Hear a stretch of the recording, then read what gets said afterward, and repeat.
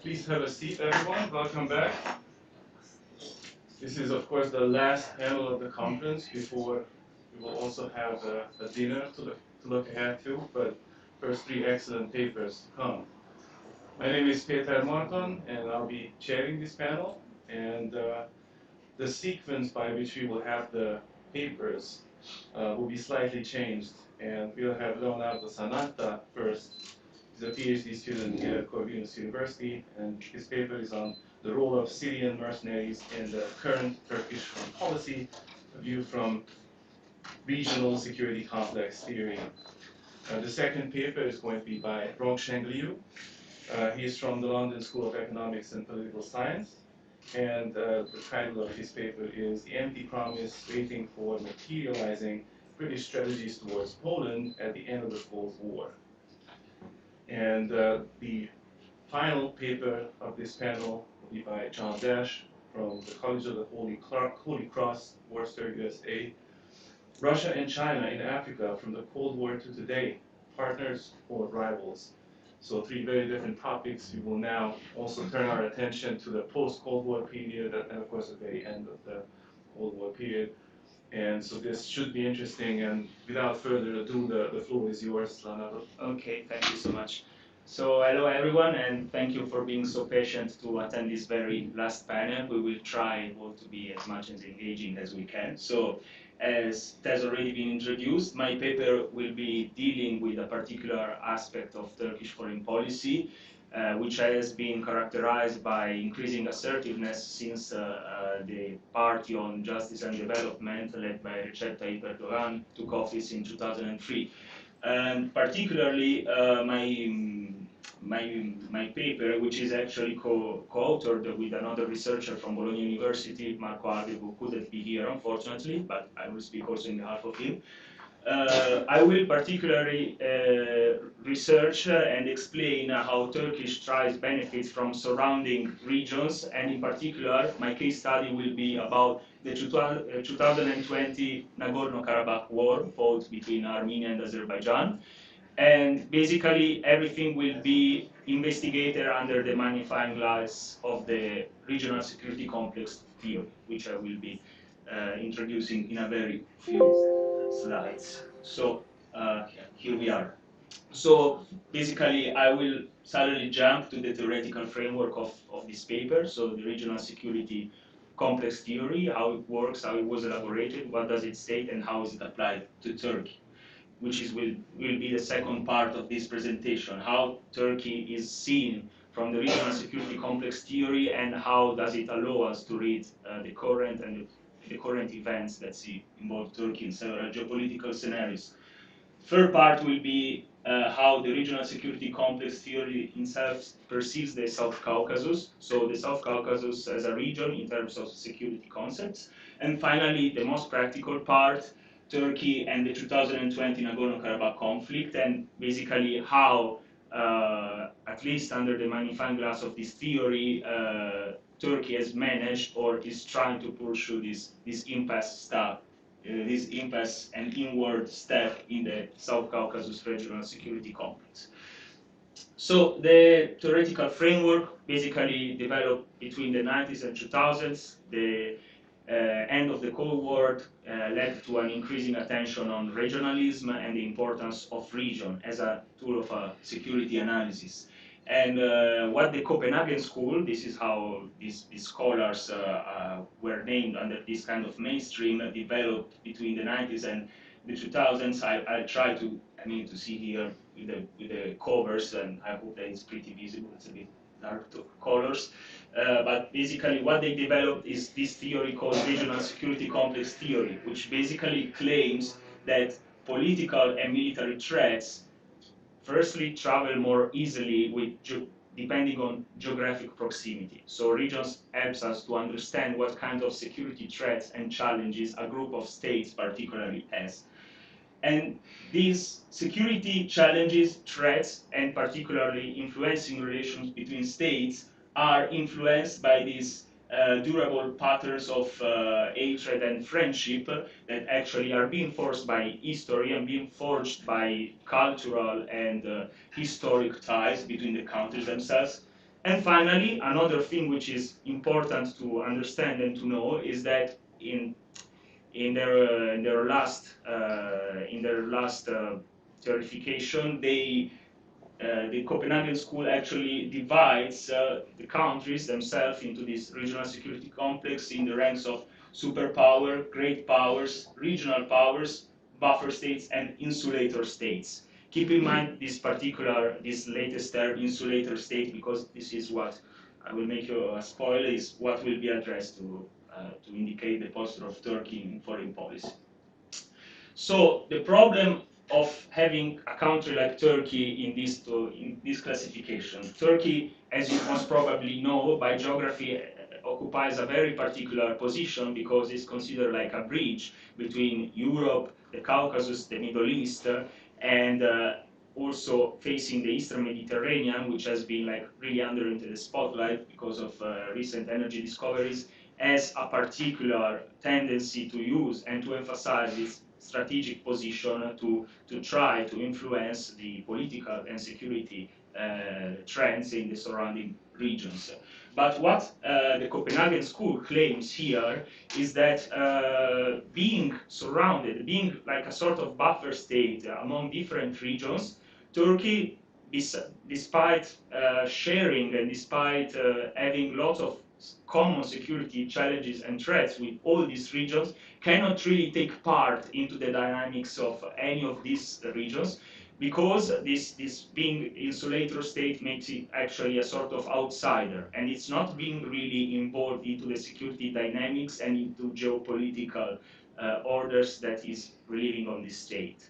And this is basically why I decided to approach only one of the surrounding regions, which is the South Caucasus. The South Caucasus, which has historically been retained as a sort of Russian backyard in a certain sense, also because of the proximity that the South Caucasus has on the Northern Caucasus. So in terms of security, this region has always been into the spotlight of Russian foreign trajectories. So giving a read to the Copenhagen School books and also to those scholars who dealt with this theory in the following years, we could understand the South Caucasus as a revisionist conflict formation context. So basically how the security policies of the countries of the South Caucasus, so Armenia, Azerbaijan, and Georgia, and the external regional powers, so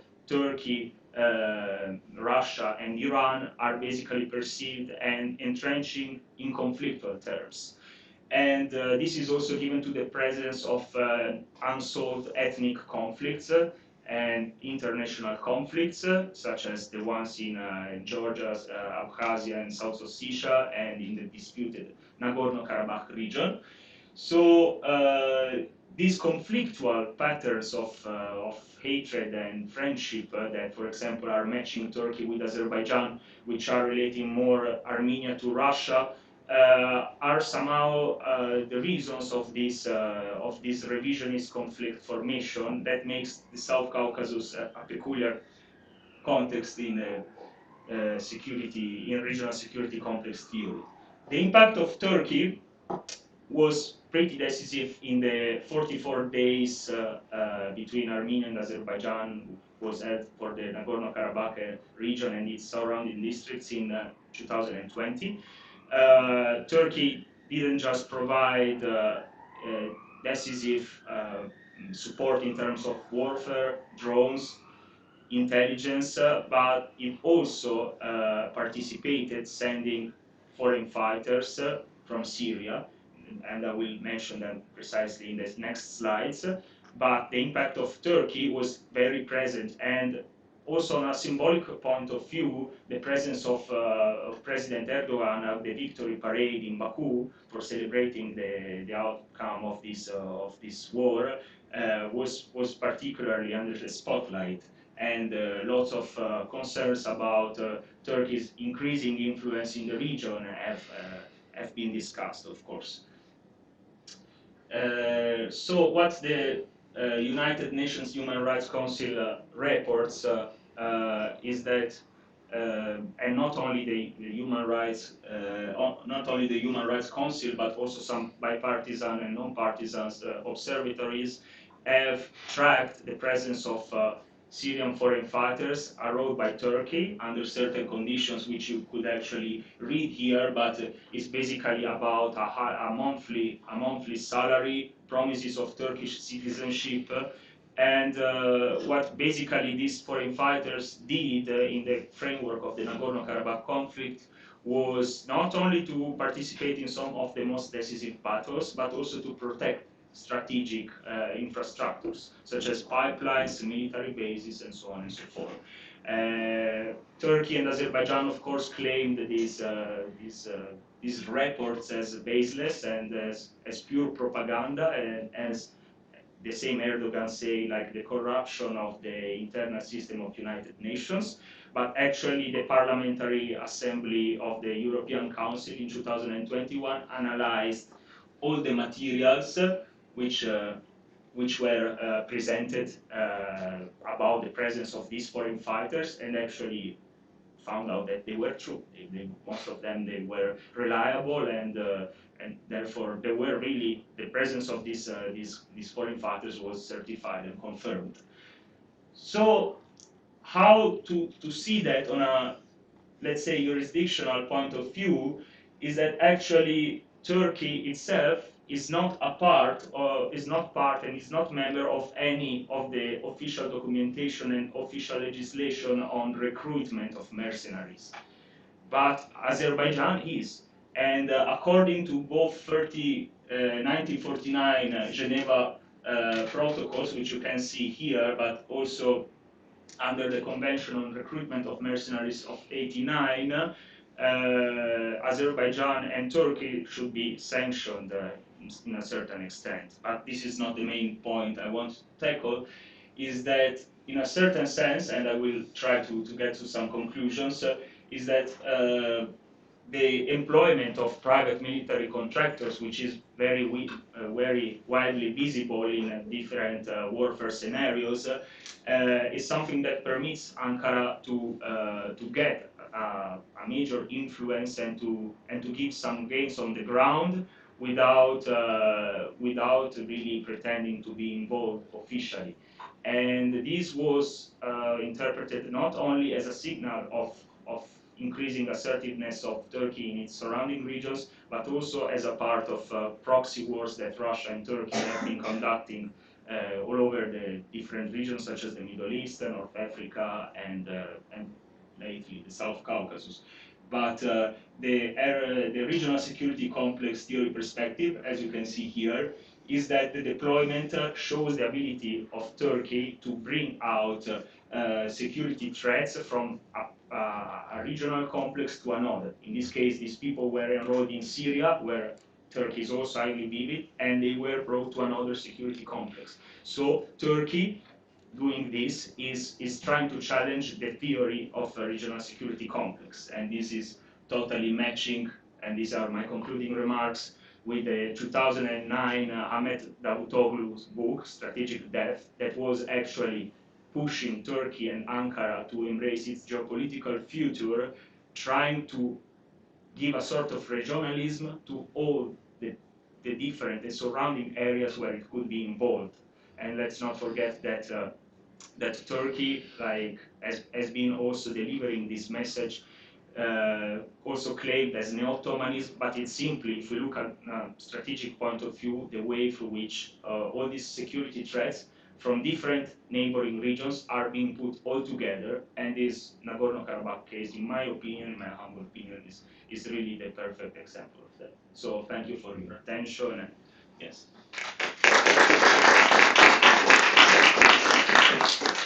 Thank you, Leonardo, and I should mention that both Leonardo and Rongsheng will eventually have to rush off at some point, but we are still counting on the possibility of a discussion after hearing the 3 papers. And so we will go next to Rongsheng. Yeah, thank The floor you. is yours. Yeah, thank you for having me here. If I speak too quickly, and it's in fact your understanding, please remind me. Yeah. So first, I will introduce my research questions by engaging with existing academic contentions, then presents the trajectory of the development of British policy towards Poland from 1988 to 1990. Finally, gave my own conclusion and further thinking. So, the first debate I try to engage with is what's the role of the West in the revolution of 1989 before the fall of the Berlin Wall. There are like 5 divergent viewpoints. The first 2 is basically argue that the West plays a significant role in this process. Like some officials of the Bush administration argue that the West helped Eastern European countries to achieve democratization. Well, some former party military and KGB officials of the Soviet Union argue that the West plotted a revolution in Eastern European countries to overthrow the Soviet Empire. And some scholars distinct U.S. role from Western Europe argue that the U.S. avoided to take responsibility and left Western Europe to lead the assistance campaign. And the fourth viewpoint is that West didn't play a significant role in the transformation process. The revolution is mostly the result of the domestic factors and the Soviet tolerance. And the final viewpoint is the U.S. actually tried to slow down the transformation process to keep stability and prevent the backlash of the conservatives, violent conflicts, and endangering the position of the Gorbachev in the Soviet Union. So my first research question is, I wonder which explanation can Britain's policy towards Poland better fit? Then the next discussion is about the characteristics of Thatcher's foreign policy. Mrs. Thatcher is a really controversial historical figure. Some scholars think she's an ideologue addicted to anti-communism, neoliberalism, and British nationalism, coined her as a black and white thinking mindset, while others inclined to view her foreign policy as a mixture of idealism and realism, sometimes even causing inconsistency. Still, most scholars agree that Thatcher had a strong personal influence on British foreign policy, including the British policy towards Poland. The existing research about British policy towards Poland in the 1980s is limited. Only one article written by Robert Roger prices Thatcher's the Polish policy as successfully combined British national interests with its neoliberalism reformation agenda. And Britain indeed played a critical role in this transformation process. But my second research question is Britain's strategy towards Poland at that time really as successful as he claims? So to answer this question, we should dive into the development of the British strategy towards Poland since 1988. This part of my research is mainly based on the documents on British policy overseas collections and also the Margaret Thatcher Foundation's archive. I will summarize into 3 stages. The first stage, the key events, is Thatcher's state visit to Poland, which is she's the first Western leader visiting Poland since the implementation of the martial law.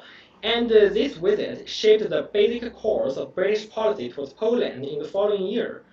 In the internal discussion about the UK objective of this visit, the Trade Department pledged to increase the volume of trade and investment projects in Poland in order to compete with Germany's influence there. Well, the Treasury warned that any substantial financial support would weaken pressure on the Polish government to conduct reform. Well, the Foreign Commonwealth Office presented the policy as eschewing any offer of substantial economic support at this stage, but declaring the economic reform in Poland must go hand in hand with political dialogue and liberalization, using future assistance to Poland to entice Poland's further economic and political reforms. So, British goals were outlined in this document prepared by FCO before the visit. The major states basically were pressing the Polish government's imperative need for economic and political reform and convincing them that people have to participate in this economic reform to make sure it's successful, but avoiding any British substantial new commitments to Poland. Besides, Thatcher also played a role in mitigating the tensions between Solidarity and the Polish government during the crisis caused by Polish government's decision to close the symbolic Lenin shipyard, like in the name of to legitimize by the economic reform projects. So basically, the evaluation of this stage British politics is successful. Britain indeed helped to save the round table and reconcile the relationship of Polish government and solidarity, boosting Polish morale to continue economic reform and mitigate social tensions by raising the idea of interdependence between the economic and political reforms. While the Thatcher successfully still sidestepped any concrete commitments for economic concerns, on this, Poland reached agreements with IMF on the economic structure reform issues and about the debt rescheduling plan. So the next stage, after the conclusion of the roundtable, Poland politics experienced a turbulent and rapid changing period. During this time, British goal includes securing the peaceful and gradual democratization without provoking the Soviet Union, initiating economic assistance projects for Poland and Hungary to alleviate their urgent difficulty under the condition of a structural reform.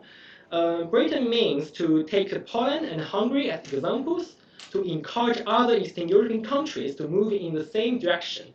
It's also not in UK's interest to leave Eastern Europe free to the Western Germans. So aiding Poland and Hungary is also part of the competition of influence with Germany there. A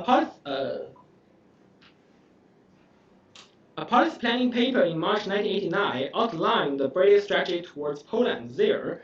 And because of time limitation, I will not read this, but basically to summarize this is encouraging reforms and providing more economic assistance, but still avoiding any substantial reforms, economic assistance there.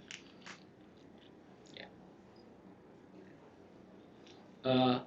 However, the prediction of British government still has some reservations. First, they predicted that the foreign policy in these Eastern Europe countries, the transformation of this foreign policy was extremely unlikely, and their participation of GATT and the OECD is difficult. British ability and responsibility to help Eastern Europe is also questionable inside the SAO. Most importantly, British government stuck to the previous line of no major assistance until the initiation of the economic reform and the debt rescheduling plan. As a result, Britain tried to initiate the Know-how Fund project to transfer the knowledge and the training programs of managing market economy, private companies, and democratic politics. Although Britain actively participated in the international coordination of aid towards Poland, its cautious stance still shows in the reaction of Bush's proposal of Western concerted efforts of assistance to prevent from stimulating the excessive expectations from the Eastern European countries' side. During Poland's political crisis from June to August, the permanent concern of British government is preserving the results of the Round Table and preventing social order in Poland to make the transition peaceful. Treasury even proposed that her majority government should hint that any new government should include the Polish United Workers' Party's member because they have a previous experience of running the country. This idea was resisted by the SAO, and the British official line would still remain that the formal line.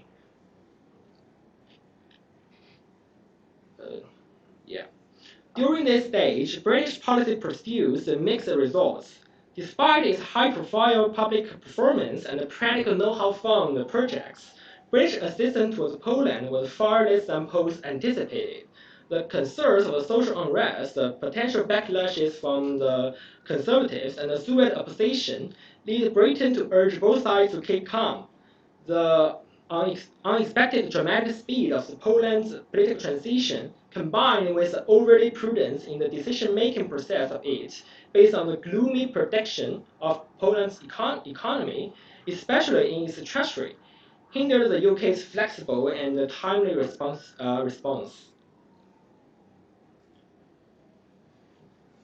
Yeah, so after the fall of the Berlin Wall, looking at the downside, due to expansion of the know-how fund program to other Eastern European countries, FCO feared that the British government might not offer Poland and Hungary the assistance as promised immediately. For the bright side, the inception of shock therapy in Poland paved the way for the milestone standby agreement between Poland and IMF reached in February 1990, and also satisfied the UK's prerequisite of the further economic aids. To avoid economic collapse and catch up with other Western countries on the assistance towards Poland, Foreign Minister Douglas Hurd advised to expand this assistance program, including doubling the know-how fund, encouraging British investments towards Poland, and participating in the multilateral assistance actively. So the substantial assistance started flowing to Poland massively after the conclusion of IMF agreement in February 1990. Besides, Britain also got involved in the German-Polish border issue. Britain feared that the immediate reunification of Germany will disturb the continental geopolitics, make Germany harder to be controlled in the Western Alliance, and undermine Gorbachev's position in the Soviet Union. Poland also feared that Germany would ask for changing the Ordnance line after the reunification and trying to use Britain to counter the growing Germany influence there. Walesa said, like, we don't want to become a German backyard. So, on February 12, 1990, the Poland's Prime Minister Mazowiecki asked Thatcher to pressure Germany to sign a formal agreement to recognize the Ordnance line. Thatcher immediately expressed her concerns on this issue to Genscher, Kohl, and Bush, requiring Germany to make formal acknowledgments and let Poland take part in the related sessions of the 2+4 conference.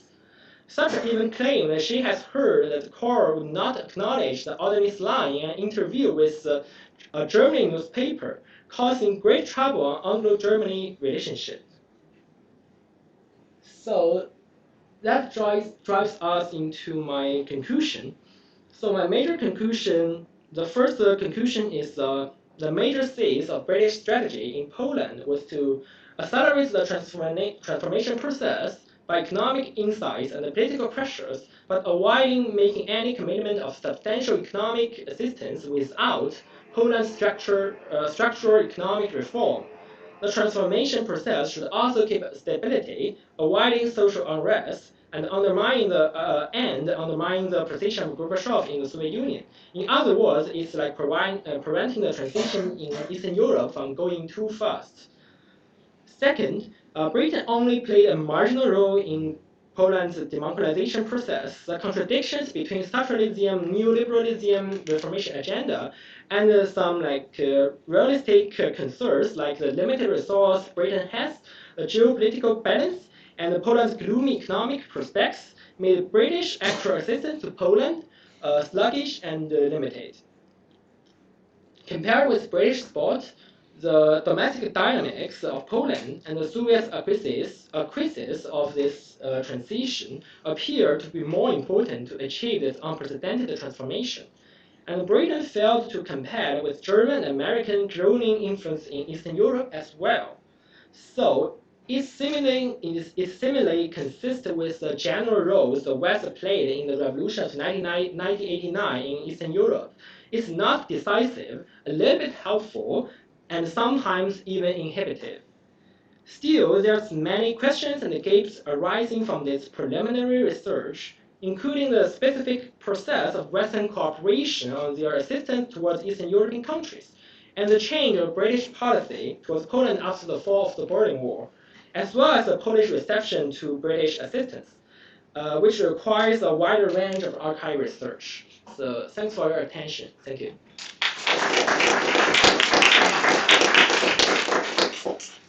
Thank you for the thorough presentation, Rongsheng. And with that, we now turn to John, the third presentation on this panel.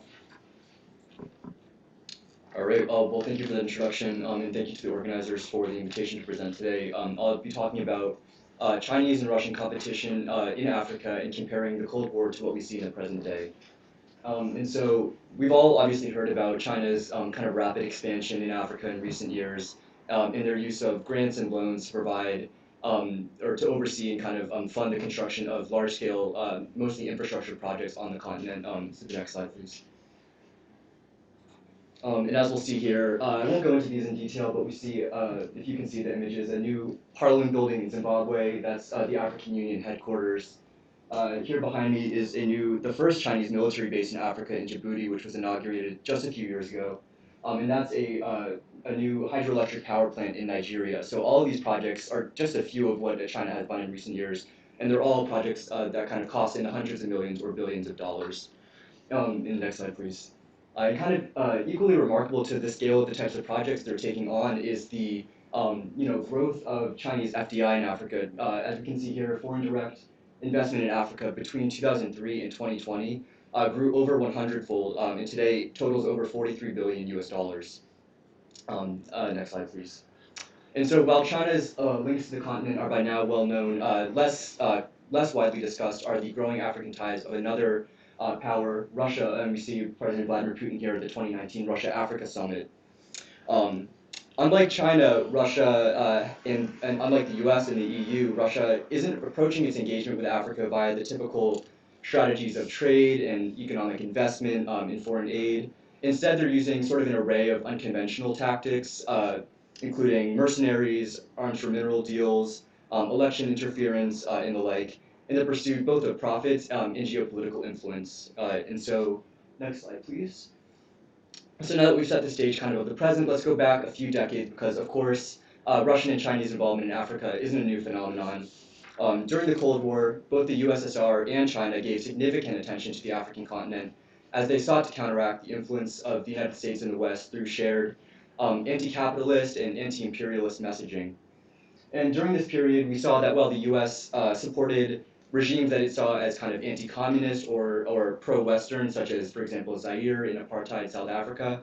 By contrast, Russia and China offered a lot of support to revolutionary movements on the continent that were fighting against those types of regimes, regimes that were, for instance, colonial regimes such as Portuguese Angola and Mozambique, or white minority regimes such as South Africa and Rhodesia.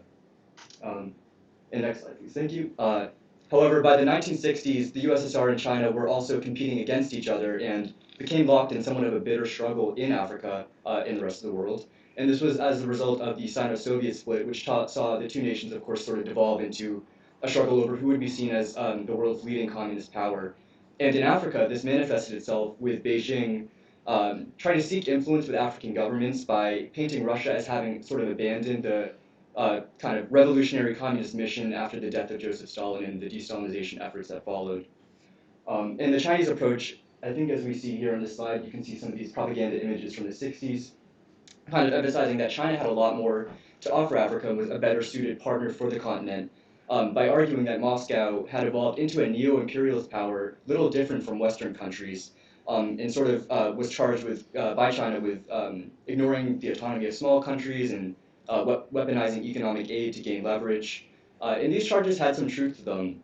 For example, in Guinea in the 1970s, Guinea was, of course, one of the first independent countries, colonies in Africa to gain independence. And there, the Soviets were heavily involved in helping the country implement an ostensibly socialist and anti-imperialist economic strategy. However, in reality, this assistance came with many strings attached. For instance, the Soviets offered Guinea military aid, but they also in kind of payment for that, they took all of the profits from one of the country's largest bauxite mines. And so there were many more infractions like this, but essentially this kind of relationship ultimately led Guinea's first post-independence president, Ahmed Sékou Touré, in the 1960s, to cast off the USSR, and he ultimately labeled them an imperialist power, in his words. And paradoxically, this gave him the opportunity to play, afterwards, both the Chinese and the Americans against each other, in competition for aid and investment in Guinea. And so that's just one example, but it gives you a sense of why China's anti-Soviet messaging during this period found a receptive audience among some African leaders. Next slide, please. In response to Beijing's appeals for influence, Moscow relied largely on its substantial capacity to offer economic and military aid to African governments, and in the 1960s, sharply increased its commitments to African governments, and at the same time sought to portray Chinese development efforts in Africa as insufficient while kind of highlighting or even mocking Chinese poverty. And this too had some truth to it. In 1964, for instance, the USSR was responsible for providing 92% of all the communist aid that was going to African and Asian countries, whereas the Chinese provided just 8%. And of course, the reason for this was that during this period, China really was a pretty poor country, and at that time comprised less than 5% of global GDP, which seems kind of hard to mesh with the China that we know today. But of course, this was before the reforms of Deng Xiaoping, and this was sort of in the aftermath of things like the Great Leap Forward, which were highly disruptive to the Chinese economy. So it was Moscow sort of had a point that China really wasn't prepared to be the sort of patron for the third world that it sought to be. Next slide, please. And of course, after the breakup of the USSR and the end of the Cold War, Russian and American influence waned significantly in Africa. China, not so much, but at that point they were still sort of a minor player there. But in recent years, the reverse has occurred with both Russia and the US, and of course China giving greater and greater attention to the continent in what has been described as a new sort of scramble for Africa. But this dynamic actually looks a lot different from the Cold War in many different ways, but most visibly simply the amount of resources that each country is able to offer Africa. Whereas since the breakup of the USSR, Russia has of course lost a lot of its economic and military influence.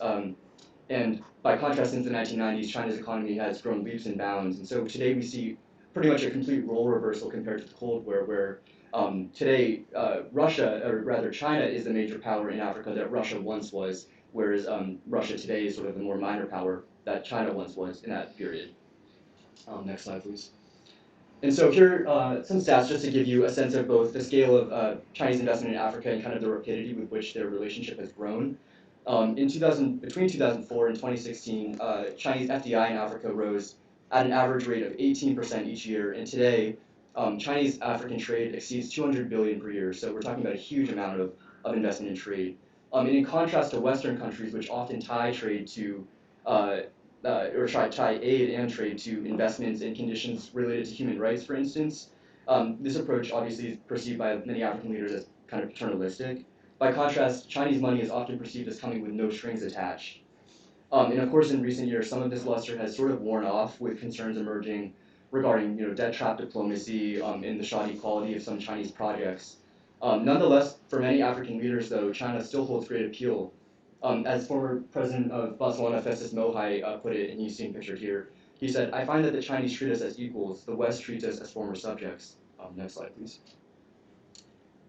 In recent years, Russia has also rapidly expanded its presence in Africa, with trade between Russia and Africa doubling to more than $20 billion per year since 2015.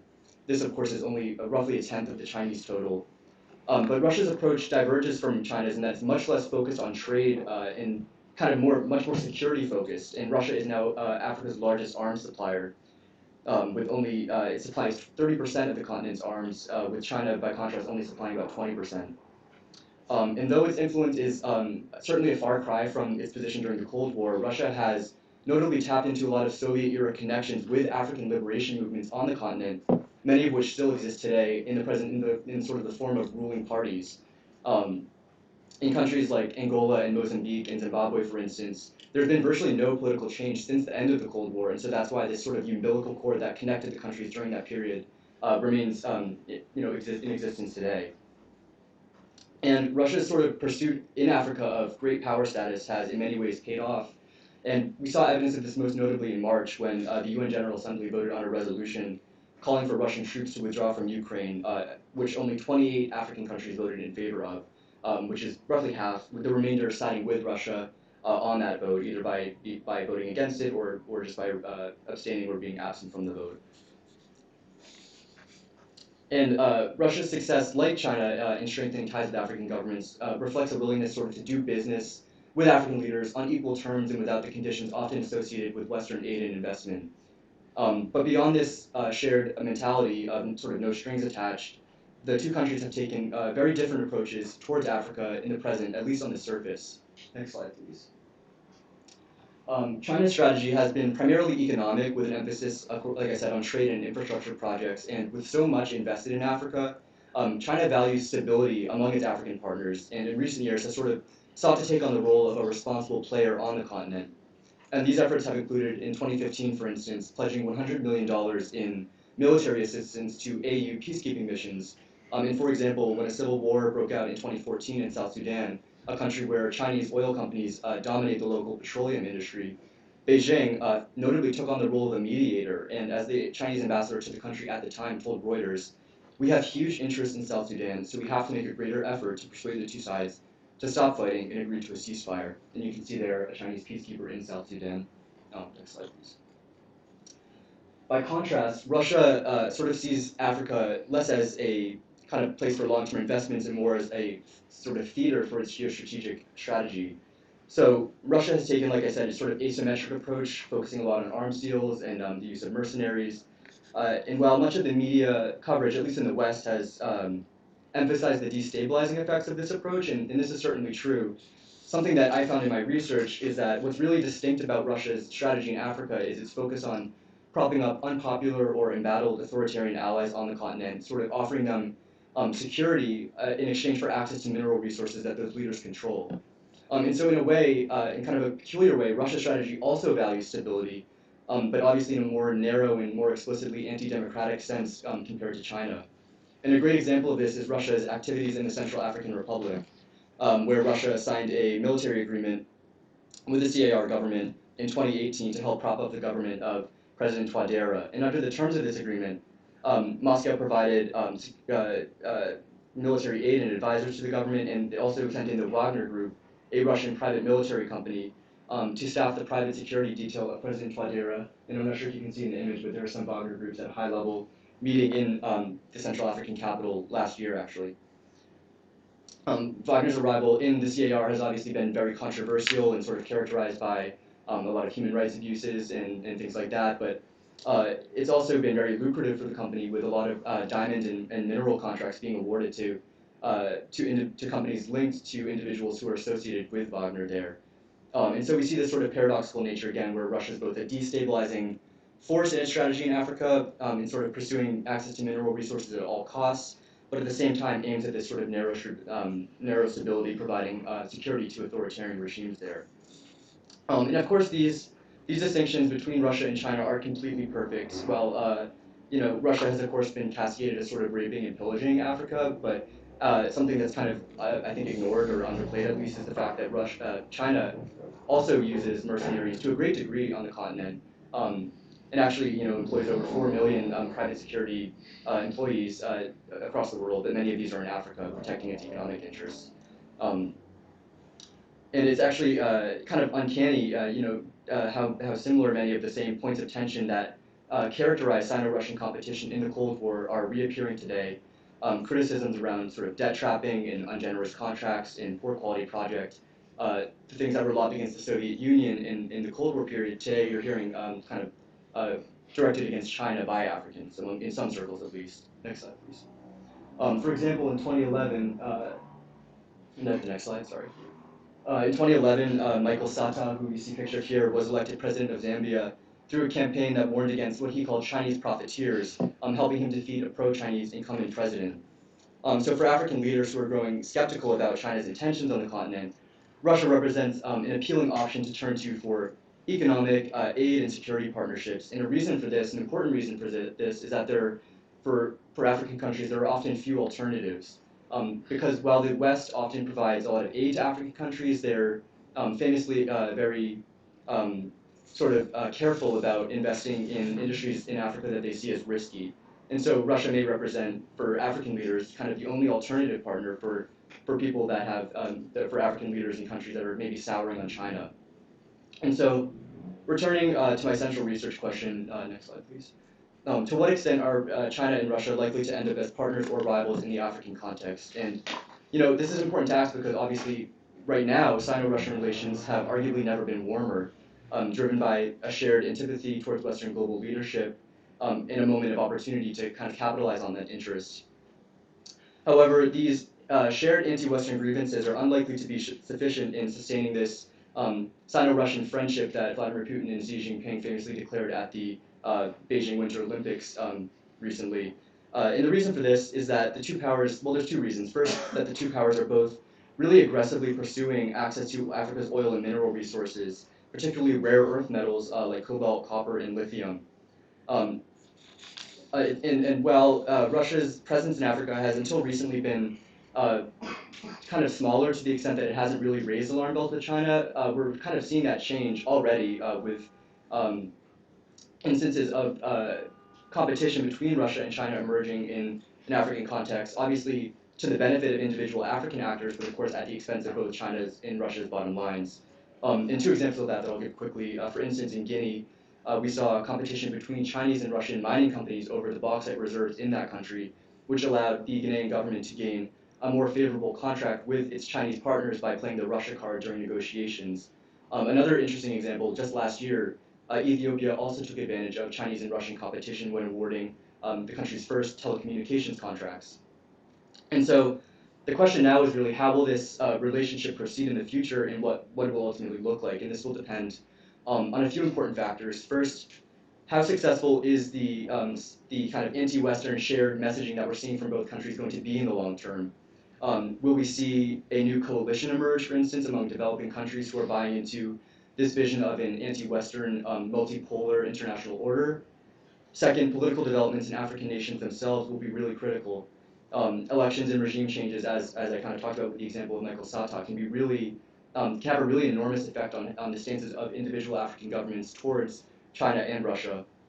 However, as I mentioned, Russia is now overtly invested in sustaining authoritarian regimes on the continent, and it'll be really interesting to see whether China will be willing in the future to continue to develop to tolerate diverse political systems in the countries that it partners with on the continent, or whether it will, like Russia, kind of begin to pursue political hegemony as a means of protecting its economic interests. And third, the long-term consequences of Russian and Chinese engagements with African countries.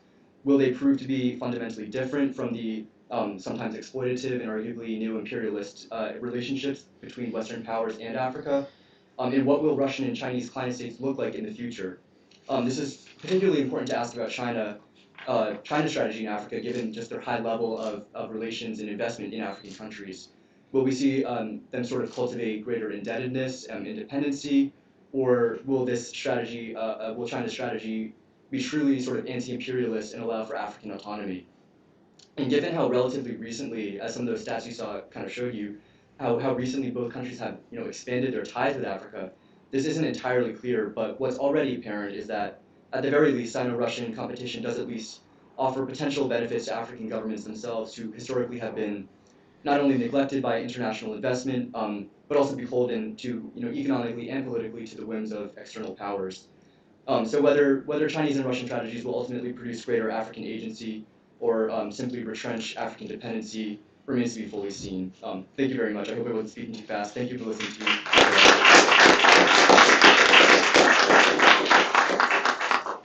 Thank you. And of course, now is the time for the discussion. I could abuse my position to pose some questions myself. In fact, I do have a few. But first, let's quickly see how many questions there are in the audience. In that case, you will receive priority. Let's start with the gentleman in front. Thank you. I have a question regarding the first presentation about Turkey. You mentioned the name of the book of Ahmet Davutoğlu, Strategic Debt. I should say, by the way, it was a terrible book. But I want to ask you that, because the main idea of the book was the policy of zero problems. We have neighbors, but we see. I want to ask you that the period when Ahmet Davutoğlu, how can I say, was foreign minister and the Arab Spring coincide with the same period of time. So do you think any correlation between these issues and events, and what do you think about to what extent Ahmet Davutoğlu's policies contribute to affect Turkey's foreign relations in the Middle East? Okay, well, thank you for your question. It's a very challenging one, actually. I think that we should mention that, of course, besides being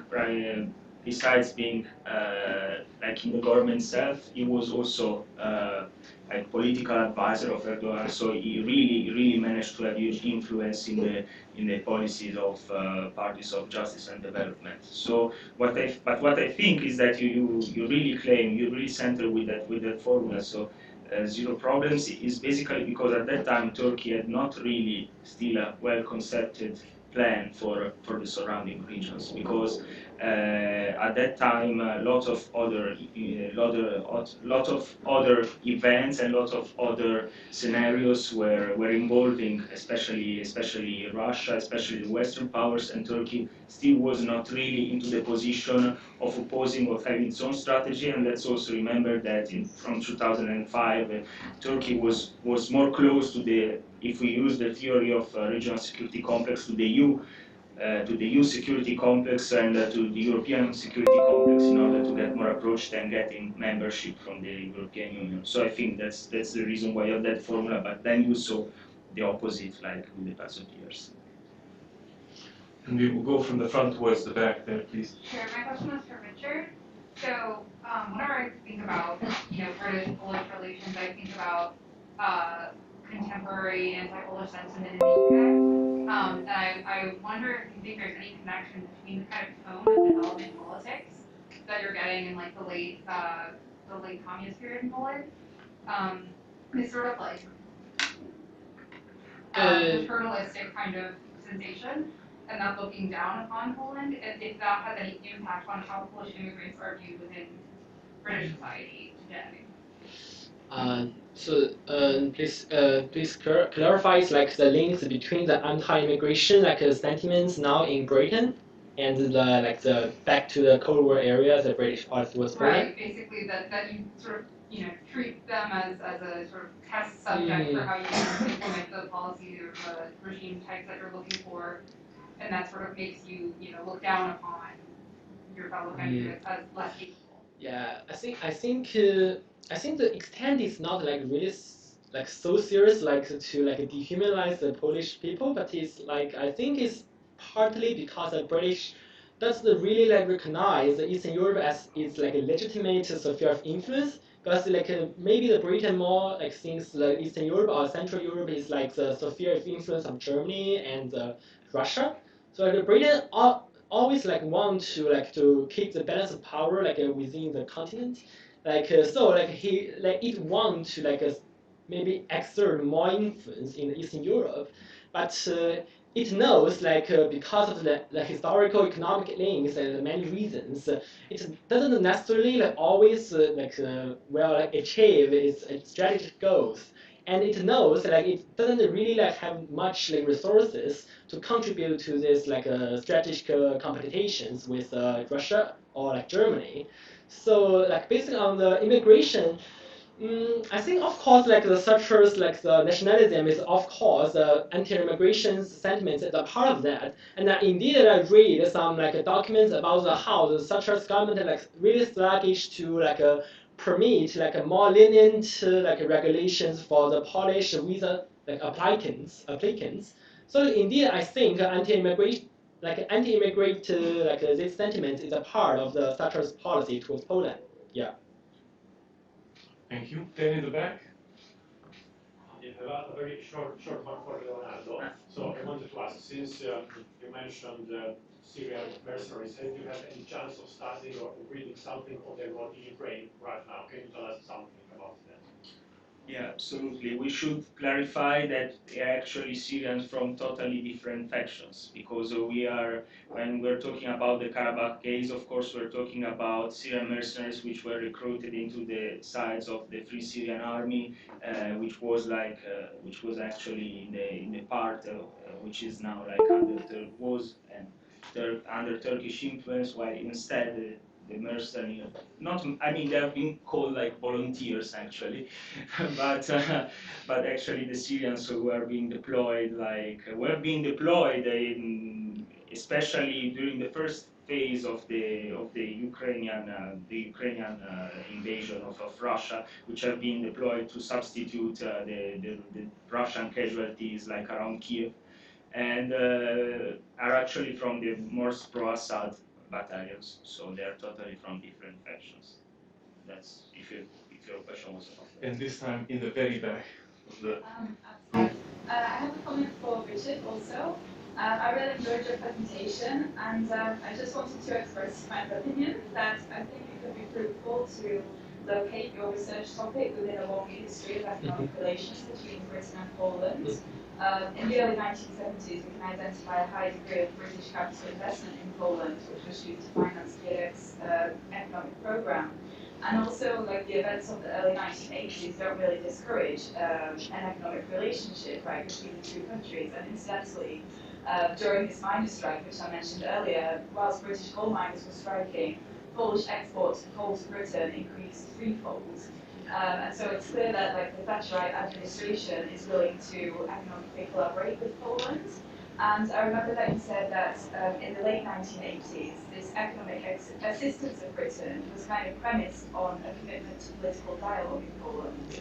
And I think it could be interesting to look into whether this kind of conditionality was also applied in earlier phases. You know, in the 70s, was there a kind of, I don't know, expectation that Poland would commit to democratizing? Yeah. Yeah, thanks for the great comments, because I want to raise this point in my representation, but because of the time limitation, I leave it out. Yes, indeed, in the 1970s, the failure of the 1970s assistance to Poland is a really important consideration for such a government when they formulate this strategy towards Poland in the 1989. But it fears that if this time it gives unconditional assistance, it will accumulate more debts for Poland, and it's really detrimental to the Polish economic development. Yeah.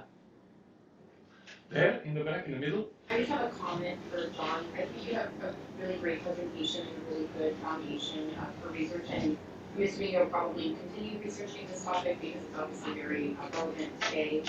I just wouldn't limit, I wouldn't limit myself if I were you to this binary between trade and security, because particularly in the case of China, I think it's very interesting with what they're doing in not only Africa, but Latin America, South America, and Southeast Asia as well, is gifting or exporting these surveillance systems and AI-based technologies that do also prop up authoritarian regimes. So I think if you're using a more robust understanding of the interaction between trade and security, then you're going to find a lot more interesting stuff to add to your topic. That's a really good point. I was actually thinking about that. Just for the sake of time, I did kind of, obviously Russia, that's more of an emphasis of theirs, whereas China, it's just one component of kind of a broader strategy. Yes. Yeah, well taken. That's a very important aspect. There. Yep, also for John of Worcester. So I'm curious, these I think are really interesting things to grapple with, and something I'm thinking about a little bit more now. And so I'm curious what your thoughts are on this kind of working hypothesis about the last point you made about the agency of these African states. And the idea is that maybe they're in a relatively good position.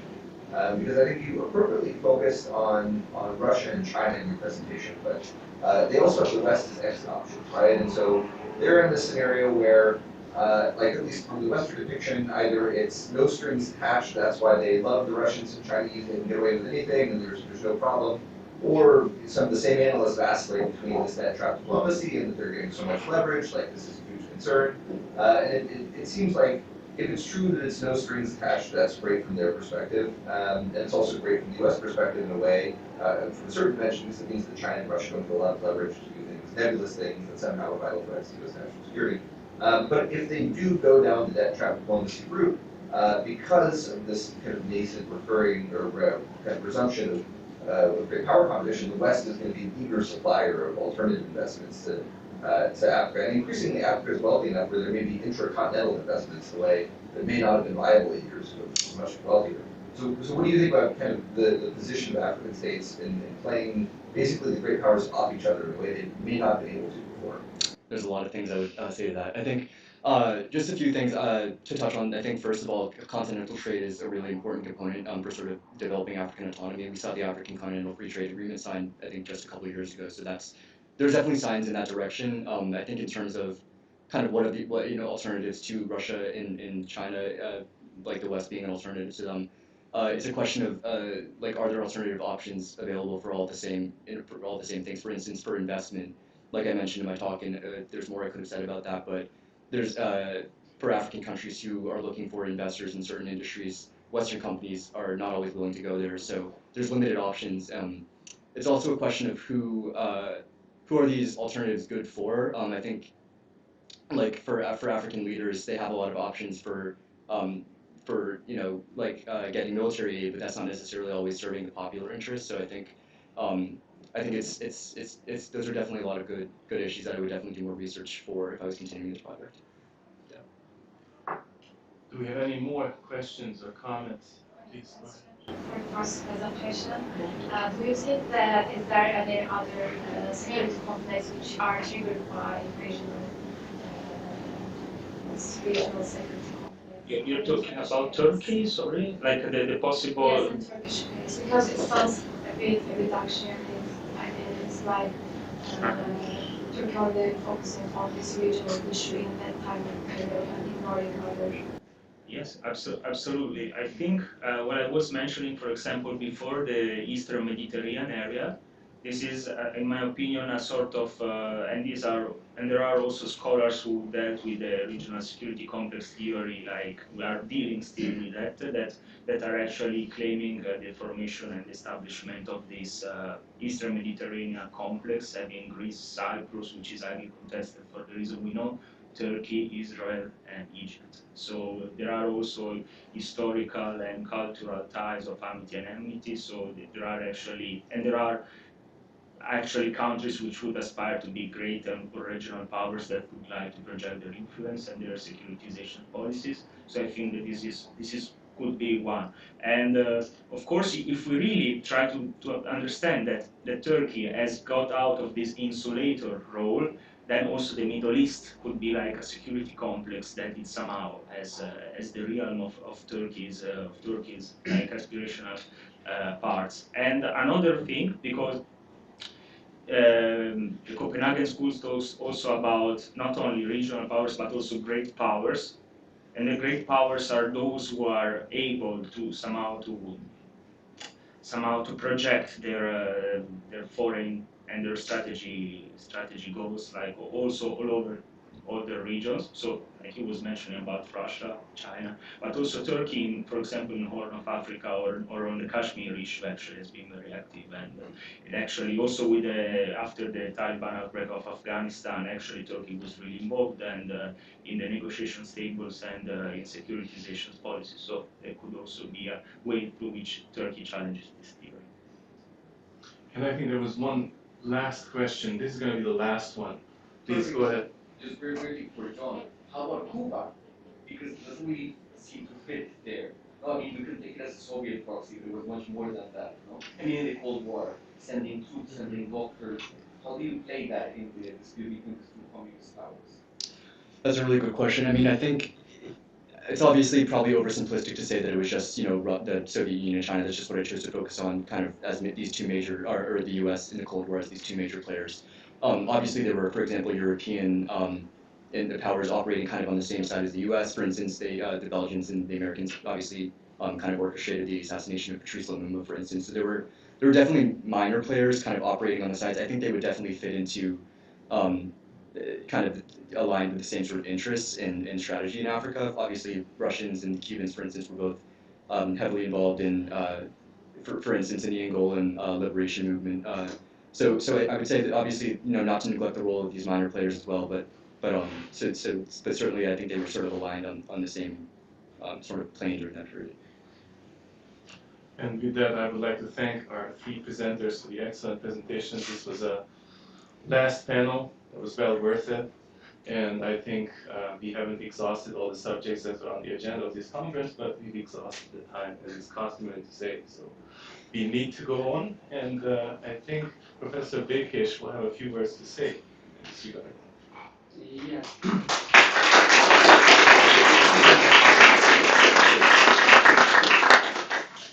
Well, this is the time for the closing remarks, but actually I have a couple of comments, especially on the transformation of Poland in 1989, and especially in a more general sense about the whole region of Eastern Central Europe. And the topic, what you mentioned, that's Western attitude, Western policy towards this transformation in this crucial period.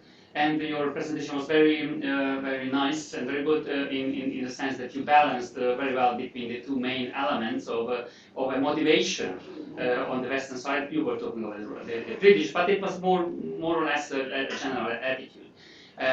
To support the democratic transformation in a certain way, but not to support it too much and too fast, you know. And the other element was actually to try to moderate this whole process and try to slow down this process if it was necessary. And sometimes it was necessary, especially in the case of Poland and in Hungary, which were the pioneers of this transformation in 1988, 89, 90. And because of this, I think we should remember this and emphasize this kind of special Western role, because in today's perspective, in today's perception, especially in the mainstream literature about this, the first element is much more emphasized than the second one. The first element, because now we know what happened. You know, the West won the Cold War. This kind of triumphalist narrative is really overwhelming everywhere. And this is something which is very much to be challenged. And there is, of course, an emerging literature about how to make this situation a little more balanced, to bring up a kind of a much more balanced sophisticated narrative about that. You know? And in that new narrative, of course, the first element would be less emphasized, and the second element would be much more emphasized, that the most important consideration for the Western powers, and this is Britain, France, West Germany, everybody in Europe on the Western side, plus the United States as well, was nothing else than stability. You mentioned, of course, very well, the desire to keep Gorbachev in power, to support Gorbachev, because that was really the key element of this Western policy. Because for them, Gorbachev was a God-sent leader. You know, they were hoping that if nobody else, if Gorbachev can do this, that's great. They didn't expect, they didn't hope for that the Soviet Union would collapse because of what Gorbachev has been doing. You know, they were hoping that Gorbachev would transform the Soviet Union as well into something like a civilized communist state. They didn't expect that the Soviet Union would transform into a democracy. But they were hoping that the Soviet Union could really, under Gorbachev, be transformed into something like more tolerable, kind of a real partner, although keeping the communist system basically at the same time. So it only came after the summer of 1989, after the Polish elections and the Polish transformation, especially in August, when the first non-communist government came into being, that they were trying to realize that maybe the impossible is happening. I mean, is it possible that in Eastern Europe the Soviets are actually tolerating that these countries are transforming into real democracies, Western-type parliamentary democracies, and market economies? And then they started to believe in that yes, perhaps this is happening. And then they started to support such transformation much more. But even then came the kind of economic considerations, what you very well elaborated on. That even in this case, you know, there was no Marshall Plan. There was nothing big to be put into East Central Europe, because these poor guys will actually spend this time, spend this money on all kinds of like unuseful like costs and everything else, and this money will only be lost. You know? So we don't have them if we give them more money, because these people don't know how to use that money, because they are indebted anyhow already very much, which is true for Poland and Hungary especially.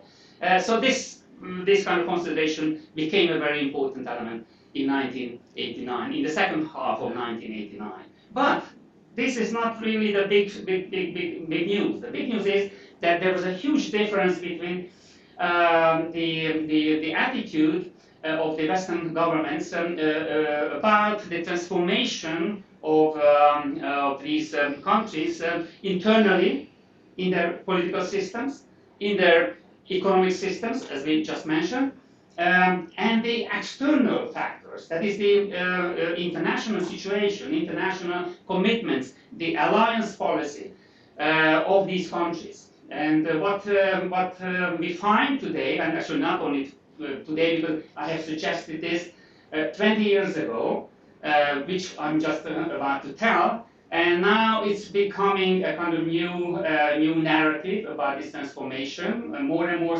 scholars have been recognizing, which I put forward 20 years ago on the basis of Eastern European documents, which is nothing else than the Western governments were not supporting the external independence, that is the foreign policy independence of these countries up until 1991. Up until the spring of 1991.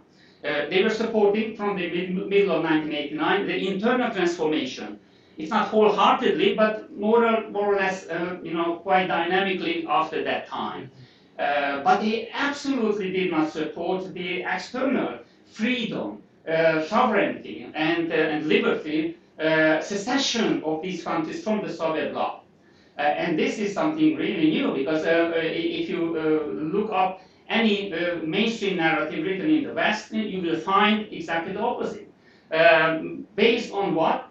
Memoirs of veteran politicians, diplomats, and all kinds of other actors on the Western side, who today happily claim, because they know what happened in 1989. We didn't expect it, but it happened. Even the Soviet Union collapsed. So now we can actually change history, so we can remember in a different way.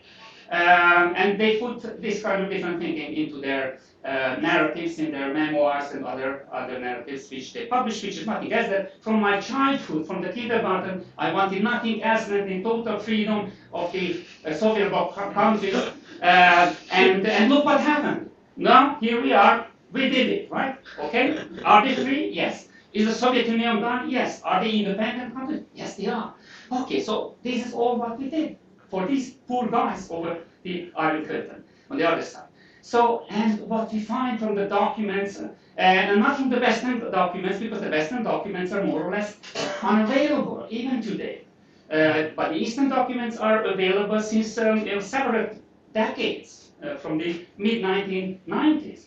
And we have been researching them, and not only in Hungary, but in Poland, the other countries as well. So it's not just a kind of Hungarian narrative, it's the narrative of the Soviet bloc, countries, and this is exactly the opposite, because this absolutely 100% sure prove that the actual advice which was given, of course, through secret channels, it was not publicly communicated in the New York Times, of course, it was like secretly communicated through secret channels by diplomats, statesmen, all kinds of other politicians, which was nothing else.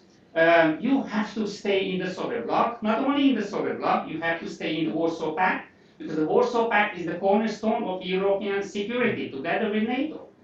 This was the narrative which was communicated not only to the last communist governments in 1989, but even to the new governments emerging in the spring of 1990, when in all the countries of East Central Europe, free elections were held. And through the free elections, democratic governments were coming into power. And these new governments' leaders were shocked by listening to the advice, the wise advice of the Western partners about that actually, no, you are free internally, be happy with that, that's the maximum you can achieve, but don't think that you can be free externally as well, in your foreign policy and your international context. So the advice was that you should stay in the Comecon, in the economic organization of the Soviet Union. You should stay in the Warsaw Pact, because that is the cornerstone of European security, as I've just said. So we have plenty of documents proving this. This is not just that we have one key document, but this is a very nice Western invention, a key document in the Eastern Bloc. Because that's what the Western scholar has actually in his hand or her hand. And maybe there are 2 or 3, and it looks like this is great, you know, we have the key documents. But they don't know that there are thousands of other documents, and they never know what kind of documents these 3 documents are selected from. Because they were happy to somehow acquire those documents, so they actually label them the key documents, because they are really good documents. But they don't know whether there are even better documents in the archives, and they are, of course. But they are in Hungarian, in Polish, in other languages, strange languages of this region. However, we actually have them, and many of them are actually translated into English as well. So all these are available for research, and this research tells us that the history of this transformation is very different from the mainstream narrative, and this is something which has been already in the change, so it's being changed, and in my book, which was presented here today, and also our investor mentioned that, of course, has a whole section about this transformation at the very end of the book, basing my claims and statements on archival research, of course, archival documents. You know, you have quotations by Western politicians, like one of them saying that it's the duty of Hungary to stay in the Warsaw Pact. The duty of Hungary to stay in the Warsaw Pact. So it was not just like kind of an advice, you know, what would you say about this, you know, no, it's your duty. That's the new boss. Because now Moscow is not your boss anymore, seems to be. So now you get the similar advice from the other side. And this was exactly that. Be satisfied with what you have, that's internal freedom. So again, that history changed this whole situation, and everybody was happy, not just the memoir writers on the Western side, but also the poor Hungarians and other countries, citizens in this region, because they actually really could achieve external freedom as well. But this was nothing to do with the Western attitudes and the Western politicians and Western advices. Actually, it happened against them. And one final remark about that: all this was possible. Why?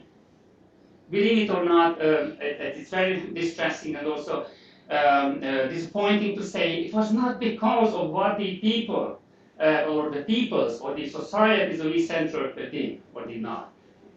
It didn't count. It did count in the way how the transformation happened in a certain country.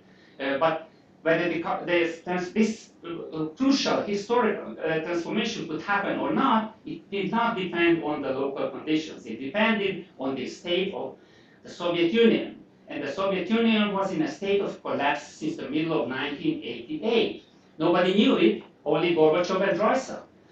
But of course, this was something a very important new situation in the Soviet Union, and from that time on, they realized that there is nothing else they can do. They can let East Central Europe go, and this now became a burden, which was a great asset during the whole Cold War, as a great a trophy or war trophy after the Second World War, acquiring. Occupying all of East Central Europe and attaching it to the Soviet Empire. Now all this became a great burden, and I call actually this the Brest-Litov syndrome. From 1988, the Soviet leaders realized that now we are in a situation of the Brest-Litov syndrome. I mean, I labeled as a Brest-Litov syndrome 20 years ago, and which is about what? About that the Soviet Union realized that it's a life and death struggle for the survival of the imperial center, that is the Soviet Union proper. And now we have to forget about East Central Europe. We like it, we wanted to keep it, but we cannot afford that luxury anymore because we have to save ourselves. So this was the kind of turning point in Soviet policy when they gave up the idea that they have to stick to the possession of these countries in the Soviet Empire. So with this, let me just turn to the real task of these opening remarks, which is very brief. Don't be afraid of not trying to summarize this fantastic conference. And we had really amazing and fascinating papers. I was very much satisfied with the presentations, and I'm sure whoever will watch these presentations over the video recordings, what we will make available after the conference, they will be having the same opinion, and because of this, I think this has been a very, very successful conference, and I just hope we will have another very successful conference in the next years to come, but especially next year, which will come very soon. So we will, of course, again advertise the conference in the spring, early spring, and then we will publish a call for papers in the way what we have been doing today, only in this case. And altogether, which is important for this conference itself, is something which I mentioned at the very beginning, at the opening speech or the opening remarks time, which is it's a kind of turning point in the history of these conferences. Why? Because of the incoming of two important new actors as co-organizers, and one is the Wilson Center, Cold War Project, and the Wilson Center as such. Now incorporating the QUAR project, the Cold War Archives Research Project, and the other, the London School of Economics, which is again a new partner in that whole collaboration. While earlier we also had Columbia University, European Institute. So altogether now, together with our own center here in Budapest, which is the only, really, as you could hear it from the vice rector at the beginning in the opening speech, this is the only functioning Cold War center in Europe, not only in the former eastern part of Europe, but in Europe. There are other centers organizing a couple of events, but having a content providing website on the Cold War, being active as we are, there is no other institution in Europe. And especially that we are doing this basically for zero forints, $0, zero money, okay? Which is not something I'm very proud of, I'm very sorry for. I regret this, and whoever hears this kind of complaint should open their purses or checkbooks and whatever, and then they could see that after such a conference, supporting this center would not be in vain. I hope they would agree with that. So anyhow, the important issue is that with this new type of cooperation with the Business Center, London School of Economics, and Columbia University, I think we will have very similarly successful conferences in the future as well, and we very much hope to see you again in Budapest in those future conferences as well. So thanks for coming, and after the conference is over here, of course we have the dinner, so we can continue conversations and all kinds of discussions, but the official part of this conference is over, so thank you very much again for coming and presenting. Thank you.